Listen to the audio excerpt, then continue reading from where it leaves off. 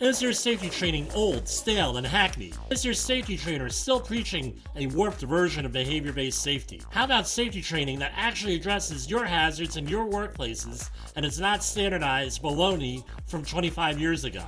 Contact the Safety Wars team at safetywars.com or call Jim Posel at 845-269-5772. Remember, if you're receiving this message, you are the solution to unsafe workplaces. This show is brought to you by Safety FM.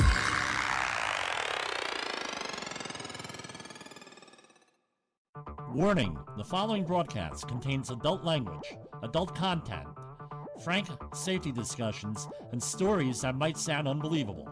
But believe me, every one of those stories is true. We didn't start the safety war, but we are going to fight to win it. For our families, for our communities, for our workplaces, and for our lives. Today we speak with Imogene Salva, author of One Star Away. It's the story of her family's struggle in World War II. Her family's story is parallel to my family's story. The struggle of Polish exiles during World War II in the Soviet Union, today on Safety Wars. How is this all related to safety, you might ask? Part of safety is resilience, faith, hope, and optimism, even in life's most difficult and unimaginable circumstances. The truth is, I really don't have the words to describe how I feel about the Nowicki family and their story. But I will borrow a few lines from one of my favorite movies, The Lord of the Rings, by J.R.R. Tolkien. If you're familiar with the movie, you'll recognize his speech by Samwise Gamgee in The Two Towers. The scene starts out like this. Frodo says, "I cannot do this, Sam." Samwise Gamgee answers, "It's all wrong. By rights, we shouldn't even be here, but we are." It's like in the great stories, Mr. Frodo, the ones that really mattered.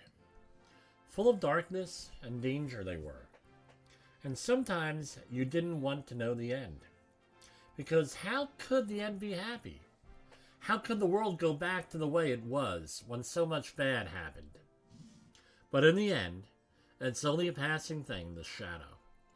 Even darkness must pass. A new day will come. And when the sun shines, it will shine out the clearer. Those are the stories that stayed with you, that meant something, even if you were too small to understand why. But I think, Frodo, I do understand. I know now. Folks in those stories had lots of chances of turning back, only they didn't, because they were holding on to something. Frodo answers, "What are we holding on to, Sam?" "That there's some good in this world, Mr. Frodo, and it's worth fighting for." For the Polish refugees that were expatriated against their will, it was a hope to be reunited with their family in a free Poland. Estimates run all over the board, between 600,000 to 1 million dead in the Soviet Union alone, including 12 of my family members. It's estimated that only 50,000 out of 2 million Poles eventually returned from this exile. These are official numbers from communist-occupied Poland and the former Soviet Union. So the truth is that we really don't know the numbers, but we do know those people's stories, thanks to people like Imogene Salva. Today on Safety Wars, it is my honor to have a conversation with Imogene Salva, author of One Star Away. All right, so today, like I said in my introduction, we're talking to Imogene Salva, the author of One Star Away. I came across this book, and because my normal interactions and everything else, my mother is a subscriber to Zgota newspaper, which is the Polish newspaper put out by Polish National Alliance, which is a life insurance group out of Chicago. And she said, boy, this woman's story sounds a lot like mine. So she says to me, Jimmy, please order this on Amazon for me, 1 star away. And before you know it, we get the 2 copies of the book and an electronic copy of the book on Kindle. And it's one of those books, like my introduction said, you have no idea what to do with this because it's sad, it's happy. You want it to end because a lot of the things are very painful. I'll be honest, it's very painful to read because I have a personal connection with my family with these stories, and just horrible stories. But then you can't let it end because you want to find out how it ends, and it's a happy ending at the end of the book. It's a very happy ending, very motivational, very uplifting. And is that what you basically hear about your book? What are the normal comments that you hear? Oh, well, thank you, first of all, for having me. And yeah, I'm always happy when somebody tells me that there's a happy ending at the end of the book. And that is true. A lot of ups and downs throughout, but my mother, thank heavens, she eventually came here to the United States. So there is a happy ending. Right. So both of my mother and your mother and your grandmother, right, and the extended families, for the listeners, this is a very brief history. The Soviet Union were allies with Nazi Germany at the beginning of World War II. And both countries attacked Poland in 1939, was it, Imogene? Yes. 1939, the end of 1939. And the Russians from the east, Germans from the west, and both sides have their own stories. On the Soviet Union side, they expatriated roughly about 2 million. Well, there are estimates all over the place, but anywhere from 500,000 to 2 million people. I tend to lean towards the 2 million. And they put them in camps, concentration camps in Siberia. That's where your family went. My family went up to, I cannot say it in Polish, Archangel, Russia, which is the northern port city on the Arctic Circle. And they eventually ended up in the custody of the British during World War II and made their way through Iran, made their way eventually to India and what's today Pakistan, and eventually made their way back to the United States. And that's, in a nutshell, the whole history of the entire book was on your family's story over there. It was 8 people, correct? Started out with 8 people. Unfortunately, didn't end with 8 people. On my side of the family, it started with 12 people, and they ended up with 3 people. So, coming out of the camps. So, it was just a very horrible story. So, Imogene, what really inspired you to write this story? I was inspired by the true stories my mother told me of her childhood. The fact that she and her family lived through such an unimaginable nightmare during World War II has never ceased to amaze me. The courage, resilience, and sacrifices they endured are worthy of a story. Unfortunately, as you just mentioned, though, their story was quite common amongst us Poles. Historians estimate, like you said, the number of Poles who were sent to Siberia during World War II to be around 1.7 million.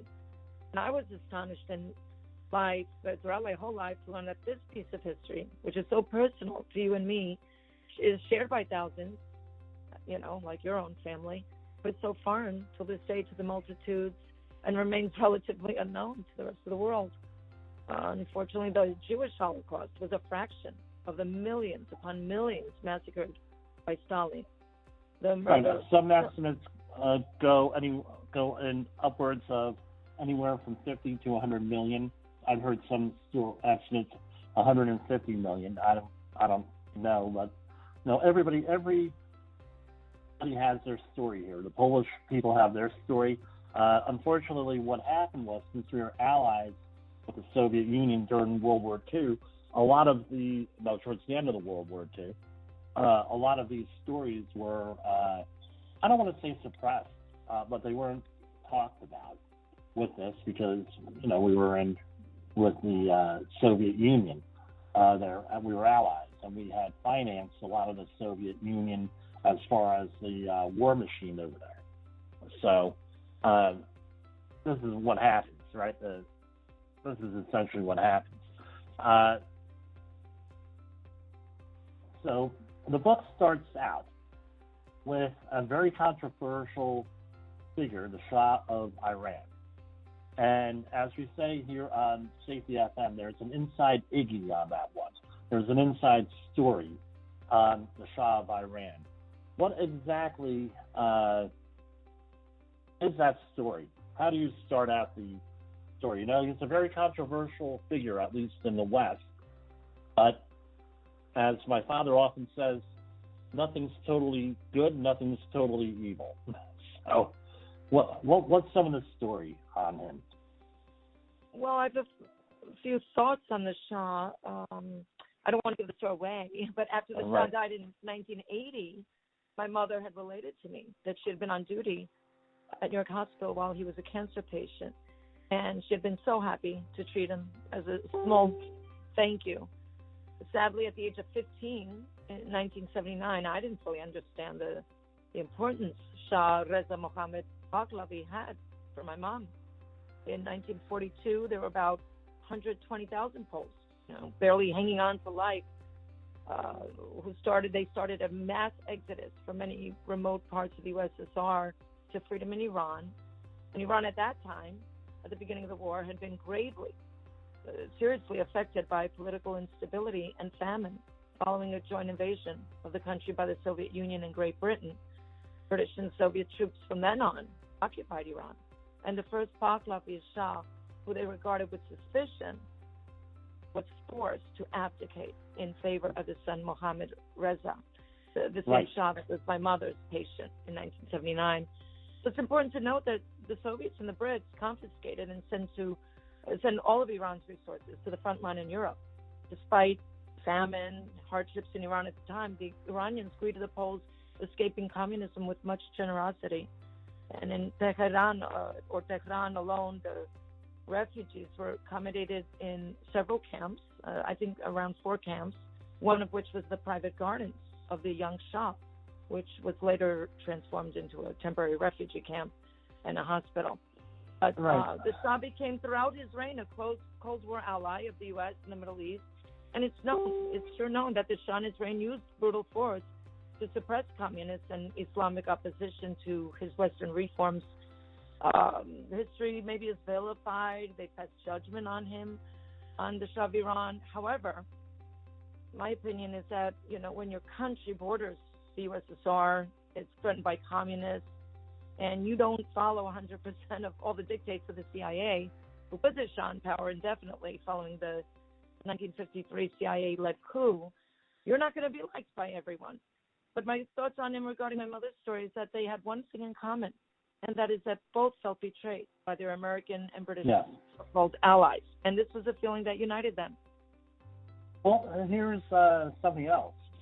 You solved the mystery for us with this, because my mother always had a picture of the Shah of Iran and with her things that she was able to keep through her journey. And now we understand why she always had a picture of him, because this was a very, the Polish people really liked him because of this. He saved them from starvation there. Yes, and that's a whole other story for another podcast, that whole thing. With that, it's not relevant to the book, and we want to talk about the book. And if it weren't for him, neither one of us would be here. We could honestly say that. I think. Very true. Because, this, in short, my understanding of the history is that the Soviet Union needed men to fight the Germans, and the Allies needed that. They decided to create a Polish army out of the refugees, out of the expatriates in from Poland, and what ended up happening was the Allies only wanted the men. What ended up happening was they took everybody. So General Anders took everybody, and now you have 120,000 people plus sitting over in the Caspian Sea. Now what are you going to do? Now you have a refugee issue. That's when they were taken over into Tehran at that point, Tehran. So that's basically what happened. Now, part of the reason why we're having this interview is not only to relive history as a historical thing, but a lot of people are having problems today, remaining optimistic. All people have always had it with the COVID situation, and there's serious mental health issues in this country for various reasons. And one of the things that I like about this book is people are optimistic. People made it through horrible situations, and it's to give people some hope with their own situation. That's all part of safety, right? Optimism. How did the families deported to Siberia keep so optimistic? Because there's a theme of optimism throughout the whole book. Yeah, there's some despair, but there's some optimism. How are they able to keep so optimistic on their situation and have hope? Well, I don't think they were optimistic all the time. I think a better word might be faith. As Catholics, they relied on their faith to carry them through the rough times, for sure, knowing God was with them every step of their exile, from their arrest in Poland to the harsh Siberian conditions, starvation, illnesses, separation, etc. Faith was their pillar, and it is Paul's devotion to their Catholic faith, which has to a large extent molded our unbreakable spirit and has resurrected Poland from the ashes in her 1,000-year history. And it was also true for my mom and her family. You know, when all around them was nothing but despair and darkness, their eyes saw light. And we know that only faith makes that possible, and faith in Christ makes it achievable. Absolutely. So, what kind of lessons? No, I think you answered this question, but how do you apply the lessons from this story, from this history? The lessons learned in my mother's life, I believe, can be applied to anyone's life. We all face challenges, as you said. We all face adversities. So do we respond in times of need with anger, bitterness, resentment, or do we respond with love and forgiveness? For the Novitskys, we act and respond with great love. And love, contrary to what our modern society tells us, is not an emotion. Love is a decision to will the good of the other, no matter what. It is a responsible choice, which takes courage and grace, especially when we're hurt or harmed by others. It's hard to love and forgive. The bigger and more serious the offense, the harder it becomes. And you and I know we can't do that on our own. But with God, right, all things are possible. You know, we choose not to have any ill will toward our perpetrators. And it's not about forgetting the offense committed. God gave us a memory. Not always does forgiveness mean reconciliation. And my mother wasn't reconciled with her land or the Russians after the war. But right, forgiveness is about letting go and not wishing any misfortune on our offenders. And basically the lesson is, he who forgives prepares himself for peace and abundant graces. It's a choice that makes us appreciate the magnitude of God's mercy toward us. I don't think I could add anything to that. Right, you have to forgive, and otherwise it destroys you. You know, you're the one that impacts. Remember, the perpetrators, it doesn't even it doesn't even impact them. The more that you hate and not forgive, the more power you give them also over you. Next one. I can tell you how it was growing up, you know, with my grandmother and my mother. So you probably have a similar experience. I know you spoke with my mother about this. Since our parents went through such hard times, anything that came up was not a big deal for us, right? So if I was having some kind of problem at school or anything, well, so what? I had it worse. My mother was like the only person I know who saw the movie on nuclear war the day after, and so I've been through worse. So, how do you think it impacted your childhood? Well, my mom, she taught us to value everything. Nothing went to waste.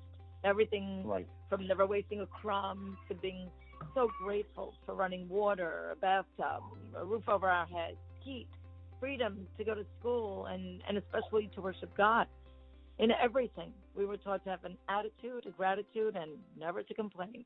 And she always encouraged us to be self-reliant, very flexible, well-educated, which for my mom and now my sister and myself, and for us, the offspring, it means knowing firsthand your history, world history, like my mom, medicine too, even though I'm not a doctor, and other things which I've discovered in my lifetime, as well as in my mom's life, is contrary, very much contrary to the narrative of many so-called prominent sources, media outlets Right. that we listen to. The scouting story here, I found it very moving. I sent it to my son's Cub Scout leader. And as you know, my mother was a scout over there also. So basically, this is the setting. You have a bunch of children in these camps. You have to have something for the children to do. Survival skills, most of those kids, you probably couldn't teach anything about survival skills. But you could teach about camaraderie and all the other things that go into scouting. My mother has a picture of herself as a scout in the uniform and everything else out there. So scouting takes up a big part of the story. Where I found it very moving, the story in here, where did you want to make a comment on that, on how much scouting? How did you come about that with your mother? Thank you so much. I just want to say I'm so glad you liked that chapter. It's probably not everybody's number one favorite activity, and I was never a scout, but yes, certainly I would say that mostly the children like you of the Polish survivors have shared with me cherished memories, great memories, stories of the parents' scouting adventures, lifelong friendships made. In India, the Polish children who came were recuperating from years of traumatic experiences in Russia, and they were extremely lucky to have what they call Druhna. It's like the guider, Janina Pak, who was a very young and beautiful woman. She was the one who organized the scout movement in the Balachavy camp near Jamnagar. That's in India. Yes. Yes. Okay. She undertook the role of scoutmaster with great passion and determination to get as many children involved as she could. She herself, having lost her own child in the war, I think when they crossed to Iran, her child died. She knew firsthand how traumatized these children were, and that they needed to develop the skills you mentioned, like courage, self-reliance, resourcefulness, and that brotherhood. They were trained in personal hygiene, first aid, prevention of diseases like malaria, especially venomous stings. And as for the venomous stings, scorpions, in India, scorpions and snakes were everywhere in the Polish. My mother has a lot of stories on the snakes. With the cobras. The cobras they used to keep. And she says how it is in movies is exactly how it was. Yeah. The children actually had a pet. This is funny. In the Balachavy camp, they had a pet mongoose. I don't know. That's not in the book, by the way, but my mother had recounted many times about this pet mongoose that was an expert snake trapper, and I always thought that was really cute. But the scouting movement in India was certainly different from, it's important to note, the Polish scouting organization in Poland, which during the war had gone underground.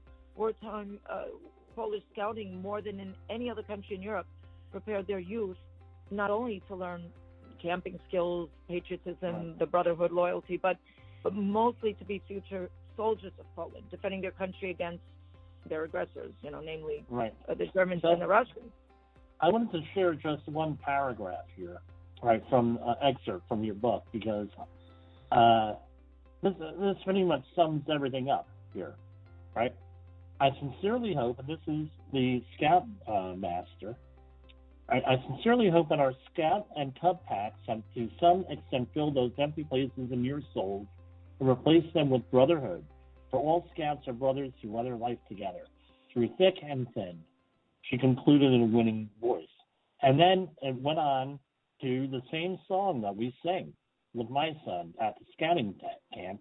It's the lyrics to Taps, right? Yeah. The day is done, gone the sun, from the sea, from the hills, from the sky.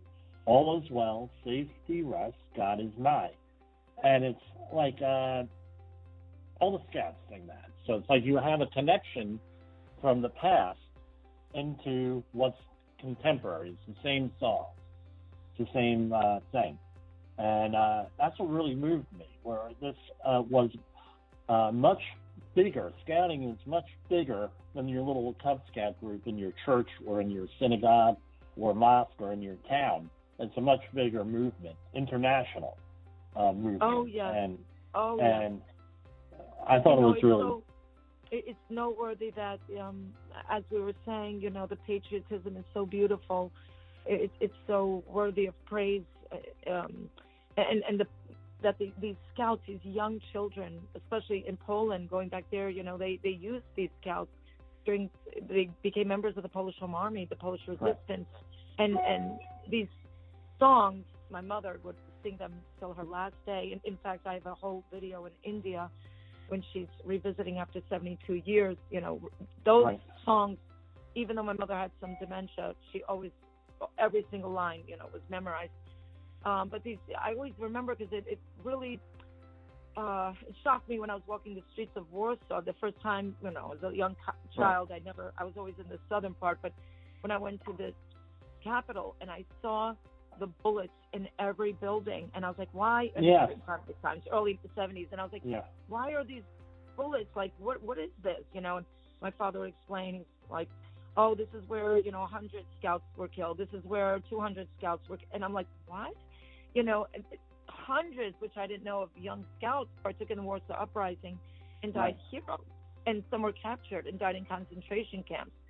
And the most amazing stories of bravery are those of the Polish scouts. And my mother, for that reason, she loved Druhna, Janina Ptak, and she reminisced how the scouts would acquaint themselves with their exotic Indian terrain, the orientation hikes, trail hikes, when they'd be blindfolded, they'd be singing during these campfires under the lit sky and the mysterious Indian moon. They spent many a long night under the sky singing these songs full of longing for their lost homeland. And also it's important to note that the Maharaja, their benefactor, Jam Sahed, he personally saw to it that these children would remain Poles, learn about their culture, language, scouting, everything in Polish. And he actually built them a school, and he wanted them to be equipped so that one day they could return to a free Poland. Yeah, so, let me say this. History, is abundant with people making the right decisions at the right time when wrong decisions were a lot easier, right? So, for example, in the Jewish Holocaust, you have Oskar Schindler, right, who saved the German Jews and many others, right? You mentioned the Maharaja. So in this saga, for lack of a better word, I don't have the right words to describe this. No, that's me. I just don't have it, right? The Maharaja, and you'll share his full name because I can't pronounce it, was one of those people here. So why don't you talk about them? Can you talk about the Maharaja very briefly? So basically, they were in Tehran, and they moved to India. Balivada, was it? Or I forget the name. So from Iran, yes, they came in these army lorries, army trucks, and they went through, well, again, this was British colonial India, so they stopped in Quetta, which is now in Pakistan, but at the time they had to stop because of the monsoon rains and things like that. They eventually made it to the northwestern corner, which actually he's a huge hero, this man that you're talking about, the Maharaja Jam Sahed Digvijay Singhji. He, at the time, if you wanted me to talk about him a little bit? Yes, go ahead. Okay, yes. So he would be probably the biggest hero of this story. And at the time of this story, he was the leader of the Chamber of Princes of India. He ruled the Principality of Nabanagar, of which the capital is Jamnagar, presently called the state of Gujarat. It's no longer called the Navanagar. So it's the state of Gujarat, and that's kind of located in the northwest corner of India, bordering Pakistan. And, Jim, there are few coincidences in this life. So it happened that this same Jam Saher, as a young boy and the future heir to the throne of Navanagar, he traveled all over the world with his famous uncle and adopted father, because his own father had died when he was a little boy. So his uncle had been the Maharaja of the day, and he represented India at the League of Nations. In this way, the future Maharaja was introduced to Ignacy Paderewski, who was the president of Poland and a world-renowned pianist after World War One. After World War One, right. When his uncle, the Maharaja of the day, and Paderewski, there was a beautiful friendship which grew. And years later, by World War II, when now the young Maharaja, who is now the leader of Navanagar, and again the leader of the Chamber of Princes of India, when he hears of the plight of these Polish children dying in Russia, he influenced the other princes to sign an agreement to bring Polish orphans and half-orphans to India and support them during their stay. And Jim, that is not just a mere coincidence. That is a providence of God. Right. Well, my favorite thing is the Soviets wanted to take everybody back. And there was talk about all the expatriates in Poland and our parents' situation to take them back. And you say, you can't take them back. I'm going to adopt them all. Yes. I mean, how many people would have done that? That was a very novel solution, where you adopt several thousand children and say, well, now you can't take them back. They're members of my family. Well, the communist officials, when already after the Tehran conference in, I believe it was November of 1943, it was established already, that even though in the West we don't hear about it, it was already established that Poland would be partitioned. The Soviet Union would take, 52% of Polish land. And in India, these children, they were so scared of ever returning, obviously, to, Russia. I mean, but they didn't know at the time the fate of their own native lands. But these children, funny enough that you mentioned that, the picture on the cover of the book, the picture of my mom, and I'm sure you have a very similar picture, because every child that lived in India has a similar picture like that, and it's obviously in black and white. And I was like, well, when I met Wiesław Stipula, also another author, and a friend of my mother who went through that same experience, he explained to me that these pictures had been taken by Father Pluta, who was, again, like a father to all these 1,000 orphans, and he took them because he wanted to save them from being repatriated to communist, Russia or Poland. That the communist officials was there to reclaim them, saying that they weren't yet 17 and they had the rights of these children. And these poor, terrified, traumatized children. In the meantime, the father had the idea that he was going to take a picture to show, okay, this is how they looked when they came, nothing but skin and bone, hanging skin on their bones, dying, most of them didn't make it. And now look at them, healthy children, laughing, they recovered from this trauma. So, I know my mother has a professional photo right out of, you just answered a question for me. There was a professional photo taken in Tehran, when they got off the ship, and everybody was skin and bones. And then they took several. I said, who has time to take these professional photographs? You're in a refugee camp. They looked awfully nice. My mother said they were borrowed. Now that it answers that question for me, that they wanted to document how well they were being treated, and they just went and these are wonderful photos that my mother has. I was like, who had time to do this during a war? But they had it done. That explains that. It's amazing. So, yeah. So. Now, I have a whole list of questions here. I got to backtrack a little bit. Throughout this whole book, there's a rock. That is one of the centerpieces of this. What significance does that rock have? Because I tell you what, your grandmother was a very wise woman. where she set this up, because not too many people would have thought of it. Mm-hmm. So, want to describe the rocks?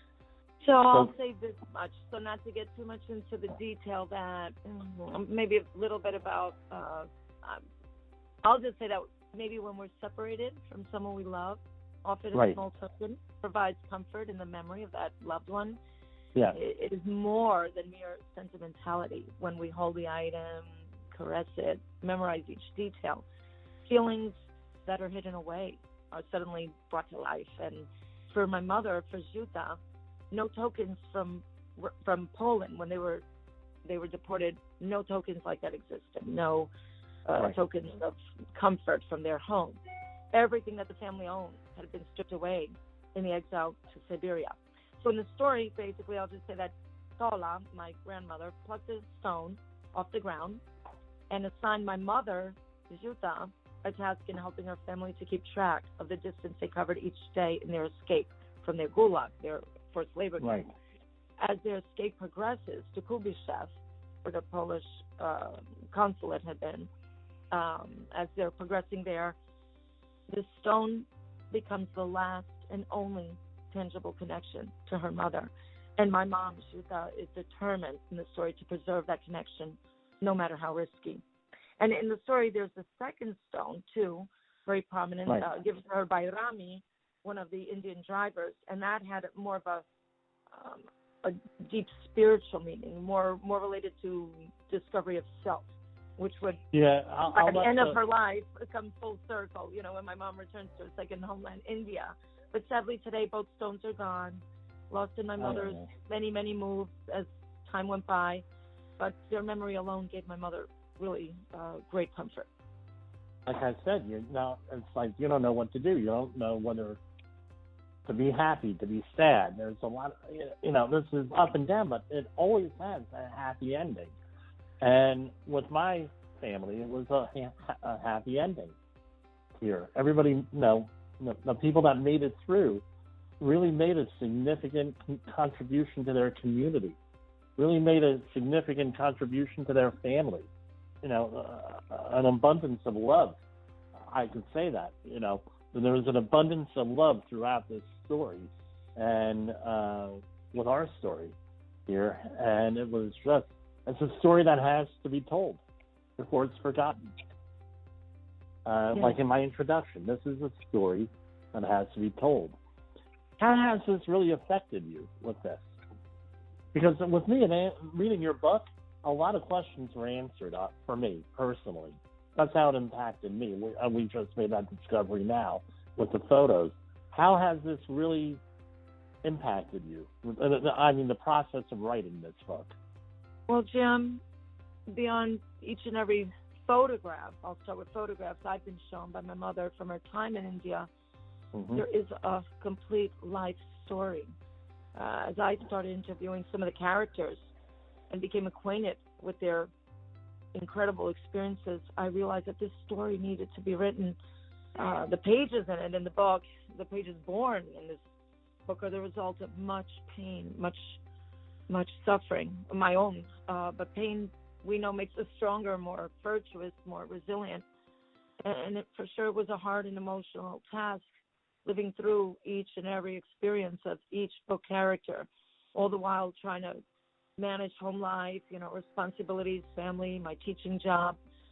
And I have to thank my editor, Joasha Pelshinska, who was 100% laboring along with me in this endeavor to finish a book, which ended finally in October of last year of 2020, still last year, today's the 31st. So October 2020, after we published the book. And basically in the end, giving those who are no longer with us a voice, I believe is so important because their story will live on. Absolutely. And I tell you what, this was a phenomenal conversation we've had here with this. Now, just for the listeners, you had, and this is not a unique story. This is a story of the Polish exile. There's many different stories that go along with in other cultures, and the struggle against communism, and the struggle against dictatorships, and people made it through. So whatever we're going through in our life, we can see we can have some inspiration, I guess, with the stories like this, where you don't know exactly how it's going to end. And it's a very good read. It was very important for me, important for my mother, and my mother is not a reader, right? And for her to actually sit down and read this book, it was an important book. It was very accurate and answered some of her stories. Now, where's your book available? So it's available on, I got it on Amazon.com, 1 star away, Imogene Salva. So, yes, and actually available anywhere now, any bookstore. You can just give the title. There's an ISBN number. They'll look it up. So any bookstore, but probably easiest, as you said, through the internet, Amazon.com. It's available there. Thank you so much. Thank you. I know you have to go. So you had a prior engagement set up here. You're going to church. So it's New Year's Eve. That's all good Poles go to church on New Year's Eve. Are you tired of hiring safety consultants and safety professionals that don't have any passion for what they're doing? How about those who have never worked in the field or done the dirty work? Is there resistance to taking safety training because the training is boring, irrelevant, and unengaging? Are your employees playing a teen, college student, or someone on the dark web to take the online safety training for them? Look no further. Safety Wars can come to your facility or do most of the training you need through an online platform at times convenient for you. For more information, call me, Jim Posel, your Safety Wars host, at 845-694-4170. Or you can email me at jim@safetywars.com. Remember, if you've heard this transmission, you are the solution to unsafe workplaces. The views and opinions expressed on this podcast are those of the host and its guest and do not necessarily reflect the official policy or position of the company. Examples of analysis discussed within this podcast are only examples. They should not be utilized in the real world as the only solution available, as they are based only on very limited and dated open source information. Assumptions made within this analysis are not reflective of the position of the company. No part of this podcast may be reproduced, stored in a retrieval system, or transmitted in any form or by any means, mechanical, electronic, recording, or otherwise, without prior written permission of the creator of the podcast, Jay Allen.